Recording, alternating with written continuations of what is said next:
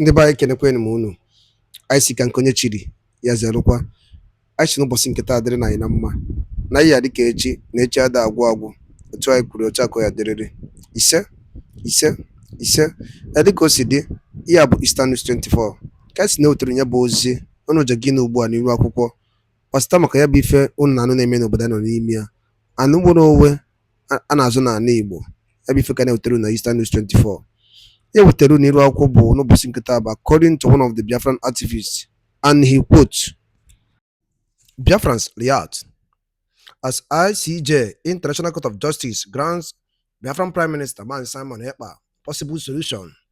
This is a biggest update to the Biafrans as they are waiting for the outcome and to celebrate with the liberation of Simon Ekpa and the Biafran freedom. Here are the news in details. All right, according to the activists who tell us in Akwụkwọ, I am asking ka anyị gụrụ ya bụ ya o ji maka ya wee bịa gbasịta maka the new development dị na ikpe Biafran Prime Minister Simon Ekpa dịka ihe egi ya ikpe keshọn reality to it n'ihe niile anyị kwuru. All right, over to you. Simon Ekpa's case has been officially accepted by the International Court of Justice, ICJ, signaling a major international legal development that could influence his detention in Finland.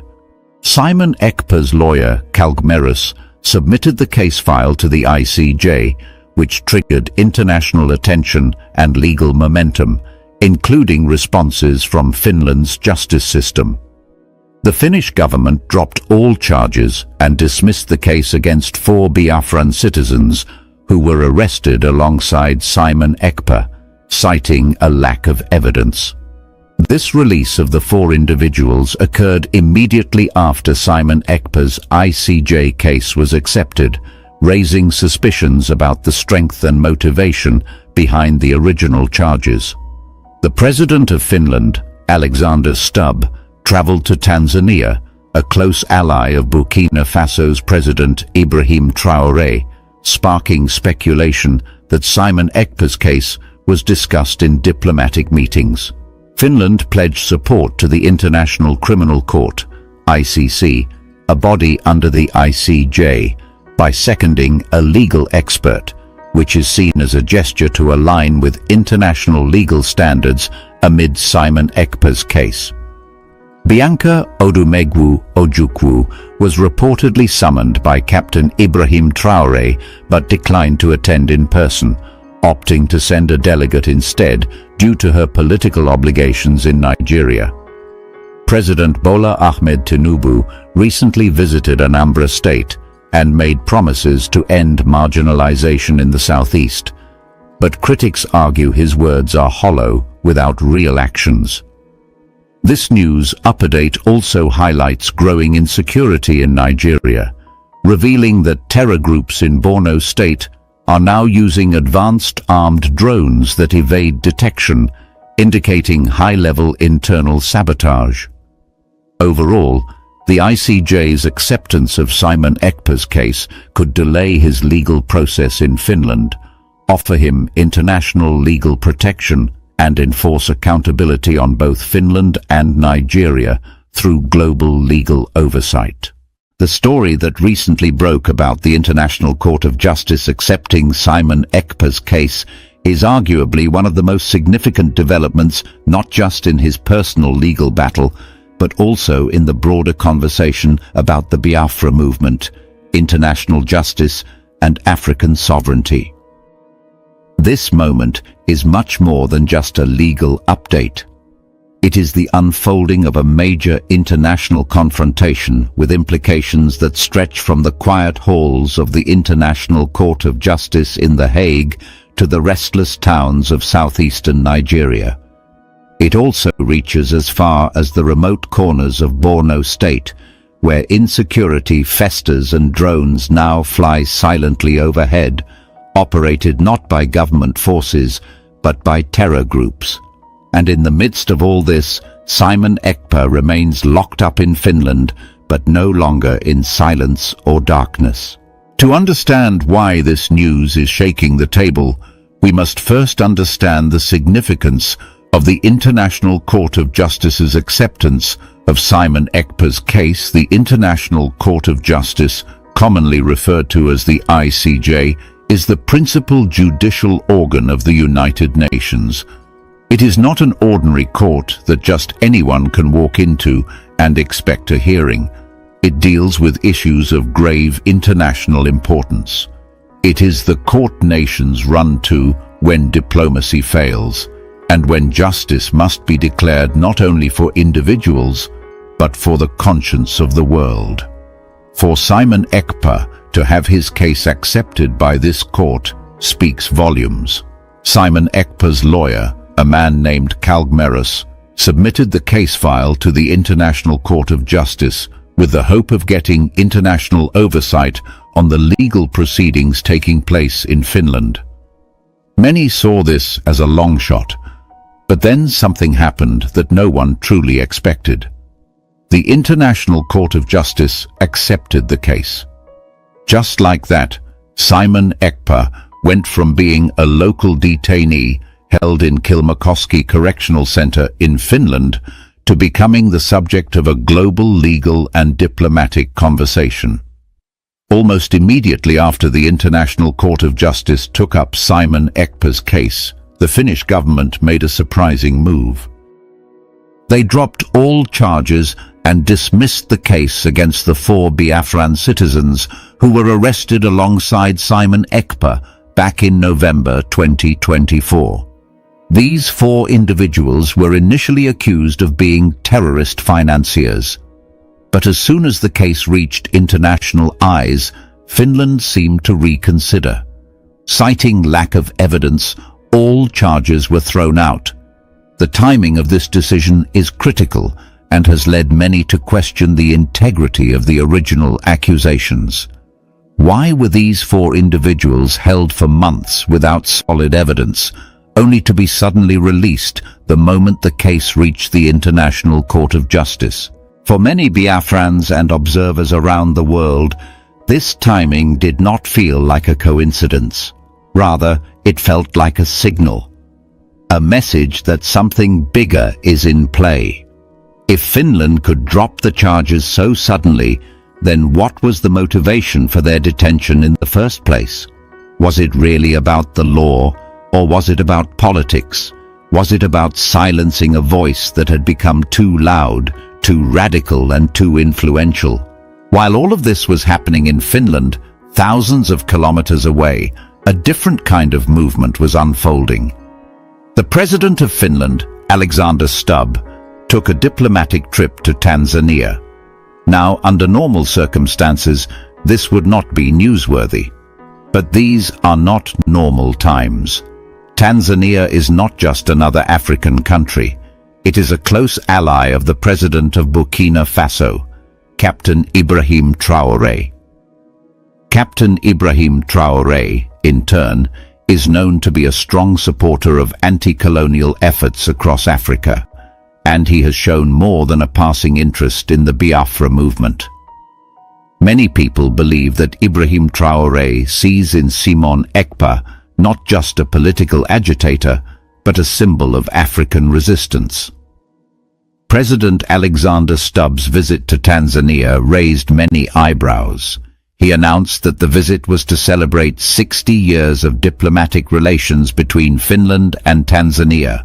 But the timing of the visit, happening so soon after the International Court of Justice accepted Simon Ekpa's case, led many to believe there was more going on behind closed doors.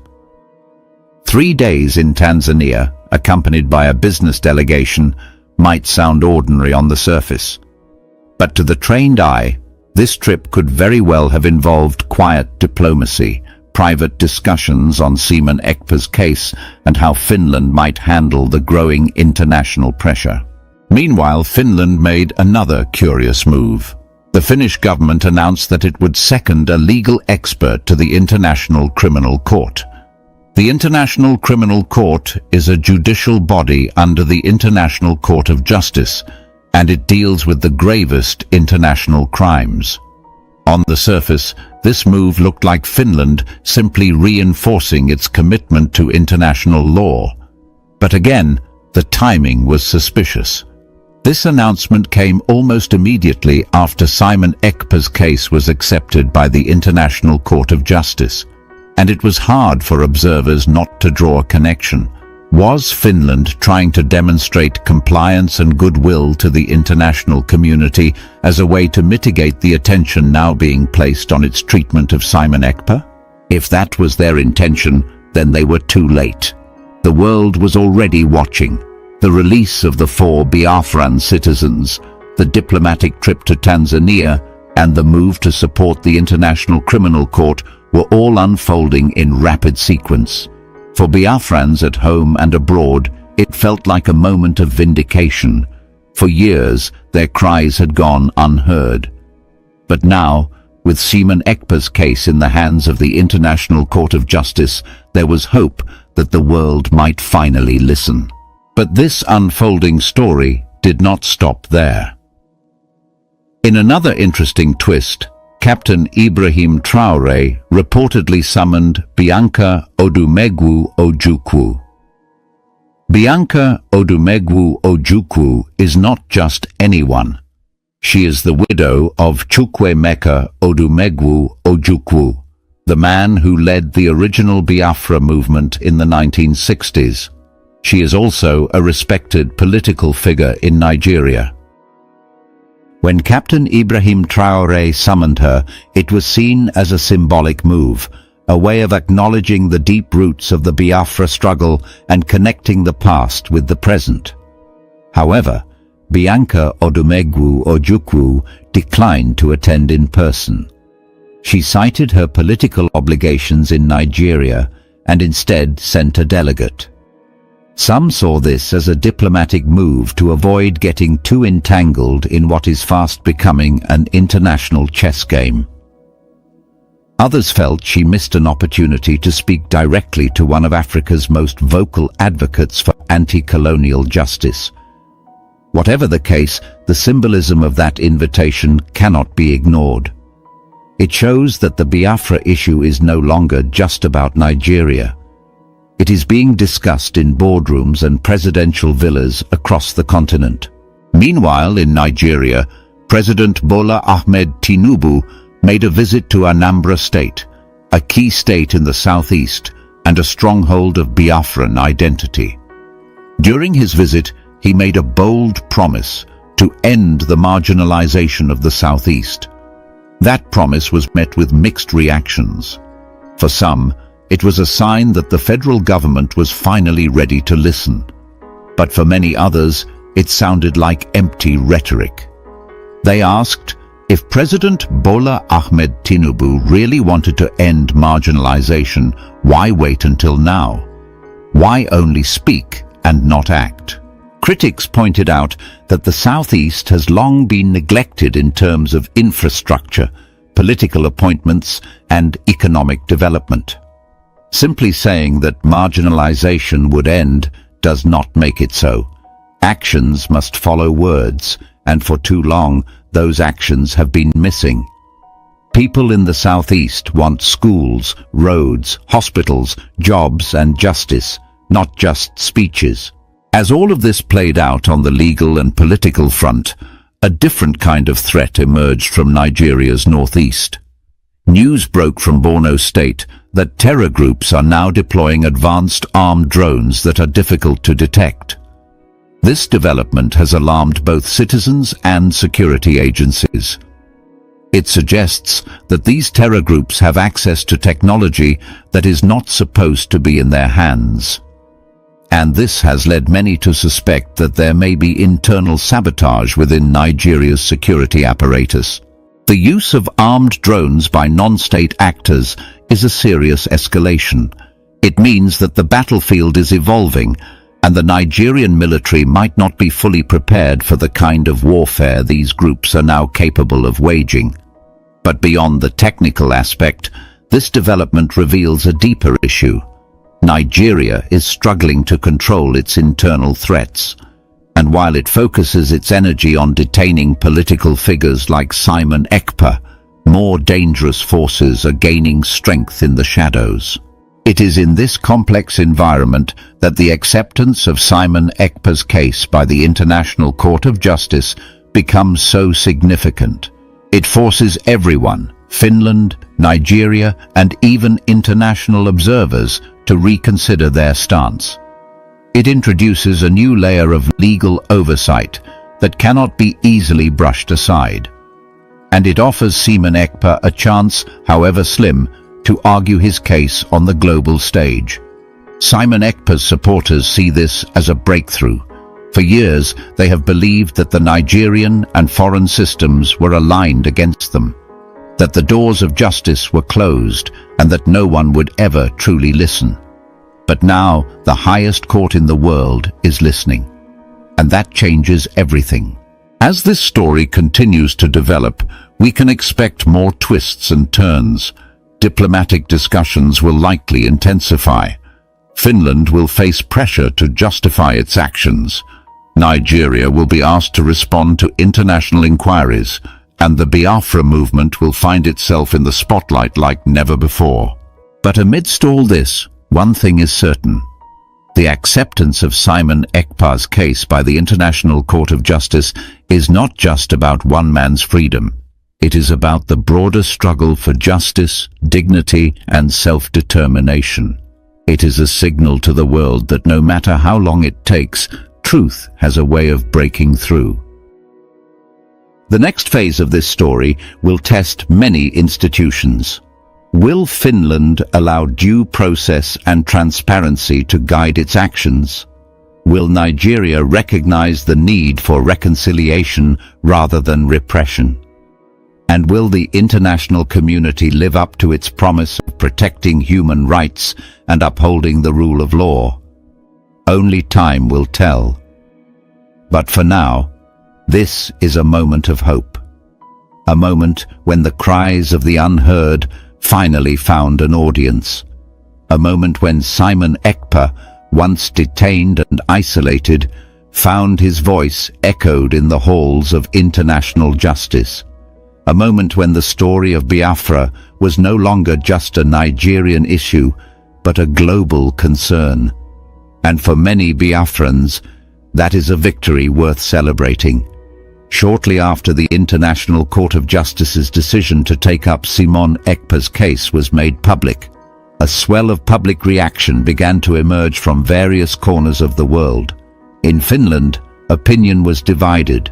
Some Finnish citizens, particularly in Helsinki and other urban centers, began to question why their government had chosen to engage in what now looked like a politically motivated detention of an individual whose legal grounds for arrest were growing thinner by the day.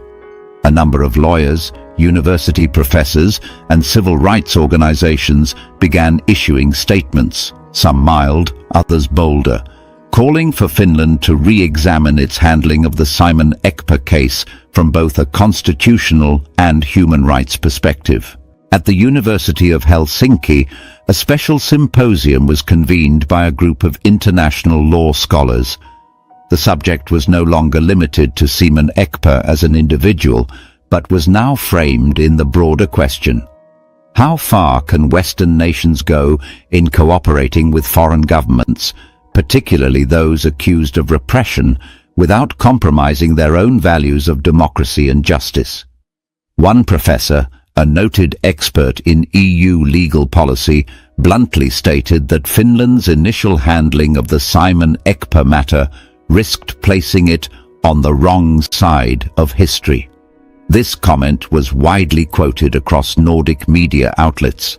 Meanwhile, in Nigeria, the reaction was far more chaotic and intense. The Nigerian federal government went into what appeared to be a quiet panic. Although no official statement was made immediately after the ICJ's acceptance of the case, behind closed doors in Aso Rock and the Ministry of Justice, emergency consultations began. Intelligence agencies raised red flags. There were fears that the growing international spotlight on the Biafra question might embolden other separatist groups in Nigeria and West Africa. Some government officials whispered fears of a domino effect. a possible chain reaction where other marginalized regions in the country could see this moment as the beginning of a new era of resistance backed by international legitimacy. In fact, whispers soon turned into reality. In the oil-rich Niger Delta region, a little-known group calling itself the Ijaw Self-Determination Assembly issued a strongly worded communiqué. They congratulated Seaman Ekpa and described the ICJ's decision as the turning of the tide against post-colonial oppression in West Africa. They went on to state that they would soon submit their own memorandum to international legal institutions regarding the decades of environmental destruction and economic marginalization suffered by the Niger Delta people. The Nigerian government quickly branded them as agitators, but the message was already out. The wall of silence was cracking. Further north, in the Middle Belt region, leaders of minority ethnic groups such as the Tiv, Idoma and Birom began holding quiet town hall meetings. Their concerns were slightly different. They were not calling for separation, but rather for more attention to local autonomy and the right to self-govern on matters of land, culture, and education. These leaders publicly denied any connection to Simon Ekpa, but they did acknowledge that international legal attention on minority rights gave them new moral leverage in the national debate. At the center of all this, Simon Ekpa remained in Kilmakoski prison. This is the end of our news update. Please click the icon on the top right corner of your screen to watch my next video. You will enjoy it. I will see you again in my next update. Enjoy the rest of your day. Goodbye for now. Ndị be anyị ngwadalụ niile nụ dịka unu si wee na-esola n'iru akwụkwọ n'ihe nke anyị na-eme na Eastern News 24. Ka efi were ikwu gbasịta maka ya bụ ife ndị a niile nụ n'iru akwụkwọ n'ụbọchị uhuruchi nke taa. Ka efi wee ikwu gbasịta maka ya bụ ife drọpụrụ ife iche n'ụdị nke gị ngwa nke mesịa na ụmụnne m.